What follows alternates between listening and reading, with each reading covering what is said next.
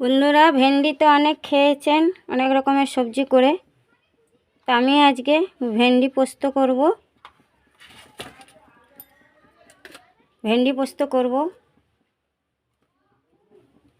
কাঁচা লঙ্কা দিয়েই করব। আর এই যে পাবদা মাছ দেখুন, আমি কেটে নুন আর লেবুর রস দিয়ে মাখিয়ে 10 মিনিট রেখেছি। এই যে আস্তে জল একটা বেরিয়ে গেছে। তো এই পাবদা মাছ দিয়ে আমি হাঁড়ি পাবদা পাতুরি করব।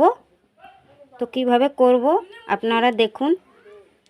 তো চলুন বন্ধুরা, রান্না শুরু করা যাক। হ্যাঁ বন্ধুরা, রান্নার প্রথমে আমি আমার ভিডিওটাকে শেষ পর্যন্ত দেখবেন, প্রথম থেকে শেষ পর্যন্ত। আর আমার চ্যানেলটাকে সাবস্ক্রাইব করবেন। ভালো লাগলে একটা লাইক দেবেন আর বন্ধুদের সাথে শেয়ার করবেন। এবারে চলুন বন্ধুরা, কথা না বলে আমি রান্না শুরু করা যাক। কড়াই বসিয়ে দিয়েছি বন্ধুরা। এই দেখুন ভেন্ডি আমি কেটে এইভাবে কেটেছি, একটু এরকম চিড়ে দিয়েছি ভেন্ডিগুলোকে, যাতে তেল মশলা ঢোকে। নুন দিয়ে মাখিয়ে রেখে দিয়েছি 5 মিনিট। তো নুনটা মাখালে কি হয় না, ভেন্ডিটা একটু ডাটো ডাটো থাকে, গলে যায় না স্পট করে। তো এবারে আমি সাদা তেল দিয়ে পোস্ত বানাবো, আপনারা সর্ষের তেল দিয়েও করতে পারেন। তো প্রথমে আমি অল্প করে ভেন্ডি ভাজার জন্য অল্প করে তেল দিয়ে দেবো। আমি অল্প তেল মশলা দিয়ে রান্না করব। তেলটা গরম হয়ে গেছে, কড়াইতে তেলটা একটু মাখিয়ে নেব। এবারে ভেন্ডিগুলো দিয়ে দেবো, সামান্য হলুদ দেবো, দিয়ে নাড়াচাড়া করে এটাকে একটু লালচে করে ভেজে নেব। ভাজা পর্যন্ত অপেক্ষা করব। ঢাকা খুলেটা দেখব বন্ধুরা, ভেন্ডি আমার লালচে করে ভাজা হয়ে গেছে। দেখুন, নুন মাখিয়ে রেখেছিলাম বলে শক্ত শক্ত হয়ে আছে। এরকম নুন মাখিয়ে রাখবেন, ভেন্ডিগুলো শক্ত শক্ত হয়ে থাকবে। আমি এরকম করে কেটে নিয়েছি, আপনারা চাইলে এটাকে ছোট করেও কেটে নিতে পারেন, আপনাদের পছন্দ মতো। এবার এটাকে নামিয়ে নেব। আবারও কড়াই বসিয়ে দিয়েছি। এবারে আরেকটু সাদা তেল দিয়ে দেবো পোস্তর জন্য। তেলটা গরম হতে সময় দেবো।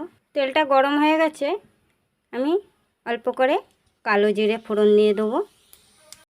দিয়ে দেবো একটা শুকনো লঙ্কা চিড়ে। ফোড়নটা ভাজা ভাজা হয়ে গেছে। এবারে আমি 1 চামচ কাঁচা লঙ্কা আর অল্প একটু আদা বাটা দিচ্ছি। আমি ঝালটা 6টা নিয়েছি, এখানে 300 গ্রাম ভেন্ডি আছে। তো ঝাল যে যার পছন্দ মতন দেবেন। আদা কাঁচা লঙ্কাটা একটু ভাজা ভাজা করে নেব, কাঁচা গন্ধটা যাওয়া পর্যন্ত। এবারে এর মধ্যে আমি 2 চামচ পোস্ত বাটা আর 2 চামচ চালমগজ বাটা এর মধ্যে দিয়ে দেবো। মশলা বাটিটা ধুয়ে অল্প করে জল দিয়ে দেবো মশলাটা কষার জন্য।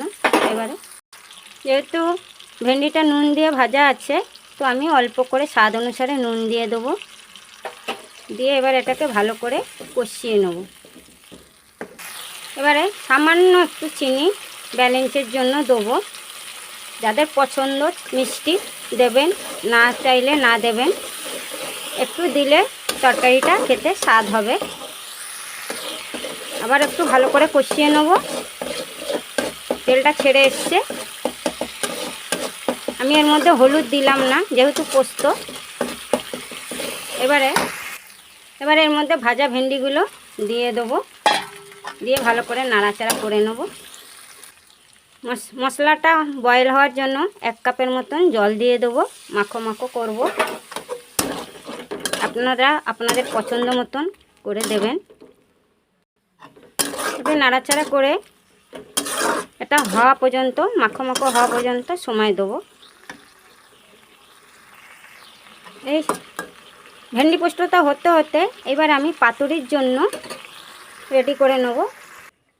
পাতুরির জন্য প্রথমে এই যে পাবদা মাছ নিয়েছি, এখানে আমার 200 গ্রাম মাছ আছে। নুন আর লেবুর রস মাখিয়ে রেখেছি। দেখুন কতটা জল বেরিয়েছে, আস্তে জল।